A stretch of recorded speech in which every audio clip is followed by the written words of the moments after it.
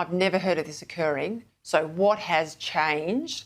What are the deficiencies, Claire, with the Australian Parliament House's network now? Clearly it's a vulnerable network if they've had to do this. And, you know, in my time, President Xi himself came into the chamber, into the House of Representatives and spoke to the Parliament, and none of this was required then. So what is different? And I bet you the reason why they didn't give you much notice is that they didn't want to be, discussing it like we are now on air. Have you sought a briefing? Have they given you a briefing? Look, I haven't been offered any briefing yet at this point. I won't speak on behalf of other colleagues that whose responsibilities might touch on these areas. But yeah, I think that's a very valid point, and that there are questions that need to be answered. And it should be, explained to all occupants of this building and parliamentarians why this sort of advice has come about. I mean, like you say, previously there have been delegations by China to the federal parliament, and these sorts of rules haven't been put in place. Indeed, we would get a parliamentary delegation from another nation, I don't know, probably every sitting week, if not every second sitting week.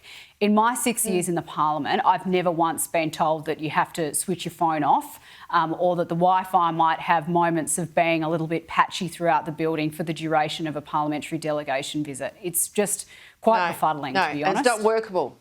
It's not workable. I'm also surprised, if you listen to the Prime Minister, they're supposed to be our great friends again. This is not how great friends treat each other. If we're so vulnerable that you basically are turning off your phones and back to carrier pigeons on a busy sitting day.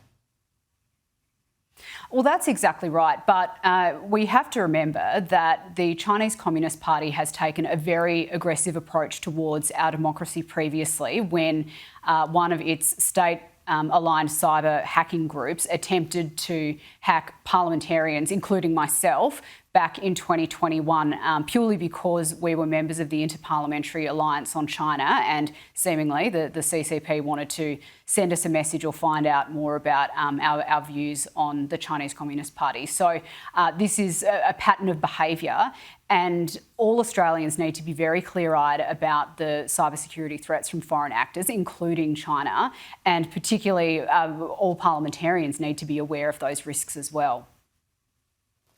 Let's go to some comments made by the Greens leader, Larissa Waters. She is now demanding that Linda Reynolds and her former Chief of Staff, Fiona Brown, she's demanding they donate any compensation they may receive from their court battles with the Commonwealth over the Brittany Higgins matter. Now, I don't remember the Greens saying that Brittany Higgins needs to donate her $2.4 million payment. Why should Senator Reynolds? She's won fair and square in court. She's unlikely to seek anything from Higgins. She is said to be about to declare bankruptcy. Her husband has declared bankruptcy. So why can't she keep any money she gets? It's once again rank hypocrisy on behalf of the Greens party, Peta rather, and sadly we've become used to it. I mean, they claim to be the party that defends women, but it's only a certain kind of woman that they want to defend. And I think this, more broadly just shows how much disregard this political movement has for our legal system. I mean, when damages are awarded in a court of law, they are awarded for a very good reason, to restore some sort of loss, which may be the case in these two examples we're talking about here.